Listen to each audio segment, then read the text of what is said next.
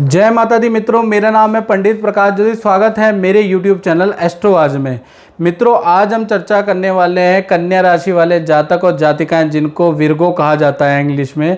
Virgo sunshine का नवंबर के राशिफल के बारे में चर्चा करेंगे। कैसी होगी उनकी स्वास्थ्य की स्थिति, धन की स्थिति, परिवार भाव की स्थिति, संतान की स्थिति, उनके नौकरी की, उनके प्रेम की या फिर उनके दाम्पत्य की और उनके व्यापार की स्थिति। इसके बारे में मित्रों हम डिटेल में चर्चा करते ही करते हैं इस कार्यक्रम में। और मित्रों, इस कार्यक्रम में राशिफल में हम आप लोगों से बातचीत करके, क्योंकि मैं 7210124289 मैंने आपको अपने संस्थान का व्हाट्सएप नंबर दिया है, जिसमें आप अपनी डिटेल भेजते हैं, date of birth, time of birth, place of birth और अपना प्रश्न मुझे भेजते हैं और हम लोग आपको उपाय देते हैं, आपकी कुंडली का विश्लेषण करते हैं, जिससे कि आपसे हम चीज़ें पूछते हैं, आपसे हम इमोशनली कनेक्ट होते हैं, जिस कारण से हमें ये पता चलता है, हमारी एस्ट्रोराज की जो टीम है उसको ये पता चलता है कि अक्टूबर में आप लोगों के साथ में क्या क्या घटनाएं घटी। जो राशिफल हमने बताया वो तो बताया, उसके अलावा भी विशेष क्या घटनाएं घटी। तो कहीं ना कहीं अक्टूबर के महीने में 2 ग्रह हो गए मित्रों नीच के, जिसका कन्या राशि पे 3 तरह के प्रभाव पड़े। पहला ग्रह हुआ सूर्य नीच के हो गए, दूसरा शुक्र नीच के हो गए, जिससे 3 इफेक्ट क्या हुए। पहला, पिता को किसी ना किसी प्रकार का कष्ट रहा। पिता से संबंधित घटना अक्टूबर में घटी कन्या राशि वाले जातक और जातिका। या तो पिता से को कष्ट रहा, पिता की हेल्थ की प्रॉब्लम हुई या पिता से मतभेद रहा, तो पिता से रिलेटेड कोई घटना कन्या राशि वालों की घटी।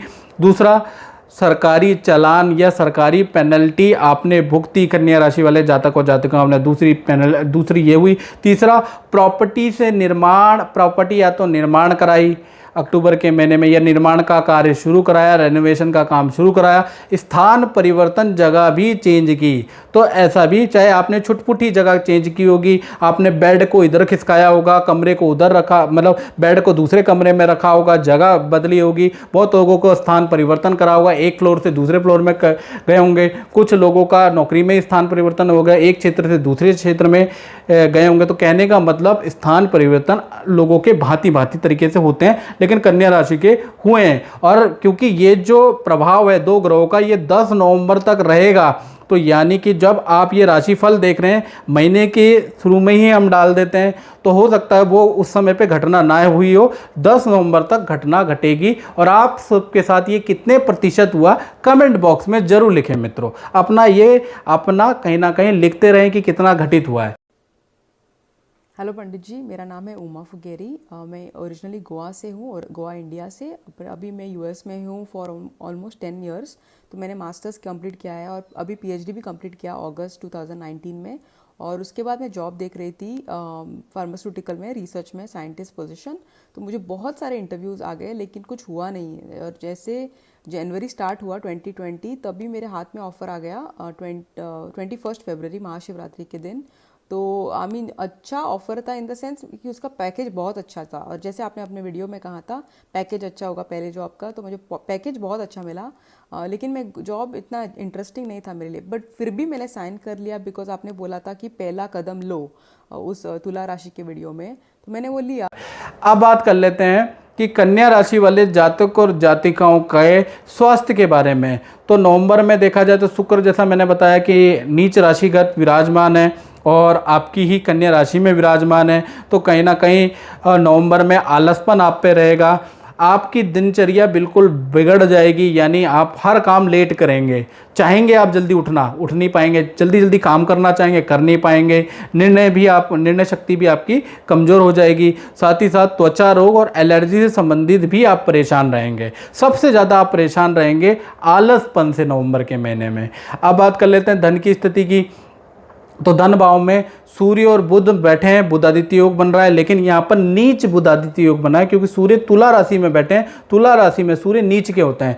ऐसे में जनरली हम बताते हैं 2 जगह से धन की प्राप्ति होगी। आपने देखा भी होगा और आपके साथ हुआ भी होगा। यहाँ पर क्या होगा कि नीच बुधादित्य योग होने से 2 जगह पे आपका धन खर्चा होगा। आएगा तो नॉर्मल, लेकिन खर्चे आपके 2 जगह पे होंगे। कहाँ, वो बता देता हूँ। पहला, परिवार के कार्यों में, या तो सदस्यों पे या अपने बच्चों पे पैसा खर्च करेंगे, माता पिता पे पैसा खर्च करेंगे नवंबर में, या परिवार में आप पैसा खर्च करने वाले हैं। दूसरा, काम में या तो कोई तकनीक में आप पैसा खर्च करेंगे, तकनीक, या आप मशीनरी में पैसा खर्च करेंगे, रेनोवेशन में पैसा खर्च करेंगे, कंप्यूटर में पैसा खर्च करेंगे, या सॉफ्टवेयर में पैसा खर्च करेंगे, या काम जो भी आप काम करते हैं उससे संबंधित कोई डिवाइस आप लेके आने वाले हैं।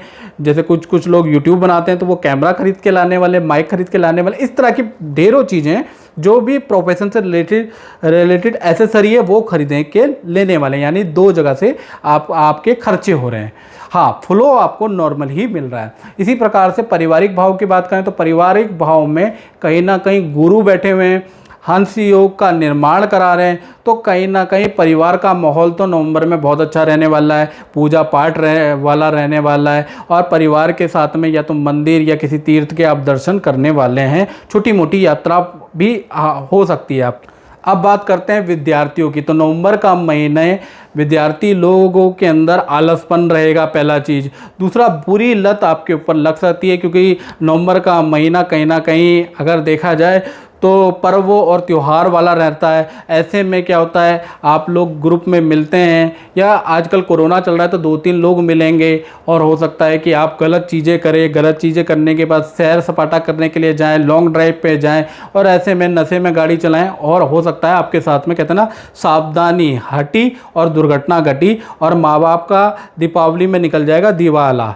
तो ऐसे में आपको मैं बच्चों को यही कहना चाहूँगा, बुरी लत नवंबर के महीने में बिल्कुल ना करें, बड़ा नुकसान देने वाली है विद्यार्थियों को। तो ये याद रखिएगा, जो भी 18 साल से प्लस बच्चे हैं और युवा हैं, 40 साल तक के हैं मेरे बच्चों, तो आप पर्व में कोई गलत काम मत करना, क्योंकि ग्रह आया हुआ है वो नुकसान करेगा। इसी प्रकार से संतान के बारे में बात कर लेते हैं। तो संतान जो है कहीं ना कहीं नवंबर के महीने में हठ योग आजमाने वाली है, क्योंकि आप कन्या राशि वाले जातक और जातिकाओं ने संतान को बड़े वादे किए थे कि इस दीपावली में मैं आपको ये दिलाऊंगा, वो दिलाऊंगा। अब क्या हो गया कि वो चीज़ आप दिलाएंगे नहीं, तो संतान आपसे नाराज़ होने वाली है, हठ योग करने वाली है, और आपसे अपनी जिद मनवाने वाली है, चाहे उनको भूख खाना ही क्यों ना छोड़ना पड़े। ऐसा हठ योग करेंगी, लेकिन आपसे जिद मनवा के ही रहेंगी। इसी प्रकार से दाम्पत्य जीवन की बात करें, खासकर प्रेमी और प्रेमिकाओं के बारे में बात करें, तो आपस में, क्योंकि मंगल सप्तम में बैठा है, और सप्तम में मंगल जब भी बैठता है तो शास्त्रों में लिखा है सप्तम स्थिते भौमा दाम्पत्य सुख नाशका, यानी सप्तम स्थान के अंदर मंगल विराजमान होता है तो दाम्पत्य जीवन कष्टकारी हो जाता है, क्योंकि आपस में लड़ाइयाँ होती है, आपस में विवाद होता है, ईगो की लड़ाइयाँ शुरू हो जाती हैं। तो मैं यही कहूँगा कि कन्या राशि वाले जातक और जातिकाएं, जो प्रेमी और प्रेमिका हैं, नवंबर के महीने में कम से कम मिलो, तो लड़ाइयाँ कम होंगी, रिलेशन छूटने के योग कम बनेंगे, यही कहूँगा। और पति पत्नी के बारे में बात करें तो कहीं ना कहीं पति पत्नी में देखा जाए तो आपका जो पार्टनर है, पार्टनर का जो परिवार है, उसमें भूमि से संबंधित कोई शुभ काम होगा, या पूजा से संबंधित कोई मांगलिक कार्य होगा जिसमें आप लोग भी शरीक होंगे। इसी प्रकार से व्यापारियों की बात करें तो व्यापारियों को 2 जगह से काम की प्राप्ति होगी, या उनका काम नवंबर के महीने में दुगना हो जाएगा, ऐसा योग नज़र आ रहा है। और पुराने जो आपके क्लाइंट हैं वो भी आपके पास लौट के वापस आएंगे, यानी पुराने जो लोग जो कोरोना काल में जिनसे संपर्क छूट गया है वो वापस ही आने लगेंगे। इसी प्रकार से नौकरी वालों के बारे में बात कर लेते हैं। तो नौकरी के स्वामी है शनि बैठे हैं पंचम स्थान के अंदर, और पंचम में शनि जो है, और ख़ासकर मासिक कुंडली के अंदर बहुत अच्छा रोल अदा नहीं करते हैं। ऐसे में क्या होता है, धन से संबंधित ये जो नवंबर का महीना है वो बिल्कुल ख़राब जाएगा। यानी जो कंपनी है आपको नवंबर में जो उन्होंने वादे किए हैं, इंक्रीमेंट के वादे किए हैं, बोनस देने के वादे किए हैं, तो वो कहीं ना कहीं दिक्कत है, उसमें वो धन की कमी रहेगी। ठीक है, नौकरी में बॉस से बहस रहेगी, और बॉस और कंपनी से नवंबर के महीने में कन्या राशि वाले जातक और जातिकाओं को निराशा ही हासिल होगी। चाहे अभी आप राशिफल देख रहे हैं, अक्टूबर में हो सकता है आपकी कंपनी कहे कि नवंबर में हम आपको अच्छा करने वाले हैं, आपका इंक्रीमेंट करने वाले हैं। मेरी बात पे विश्वास ना हो तो 30 नवंबर को मेरे इसी कन्या राशि के एपिसोड में कमेंट जरूर कर लेना क्या हुआ। तो मित्रों ये था कन्या राशि वाले जातक और जातिकाओं के नवंबर का राशिफल। इस कार्यक्रम में मित्रों बस इतना ही। मुझे दीजिए इजाज़त। जय माता दी मित्रों।